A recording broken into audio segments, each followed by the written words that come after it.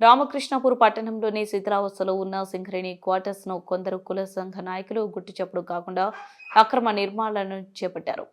వివరాలకు వెళ్తే మంచిర్యాల జిల్లా మందమరి మండలం రామకృష్ణాపూర్ పట్టణ పరిధిలోని భగత్ సింగ్ నగర్ ను ఆనుకొని ఉన్న సింగరేణి స్పెషల్ 35, 36లను ఆక్రమించారు.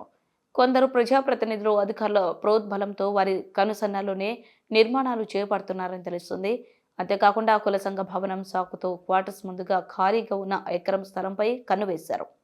సింగరేణి ఆస్తులు కాపాడవలసిన అధికారులకు, బడాబాబులకు, కుల సంఘాలకు కేటాయించడంపై ప్రజల నుండి తీవ్ర విమర్శలు ఎదురవుతున్నాయి. చిన్న చితక పనులు చేసుకుని పేద మధ్యతరగతి వారు చిన్న చిన్న నిర్మాణాలు చేపడితే తొలగించే అధికారులు ఇలా బహిరంగంగా నిర్మాణాలు చేపడుతున్నా పట్టించుకోకపోవడంపై సర్వత్రా విమర్శలు ఎదుర్కోవాల్సి వస్తుంది.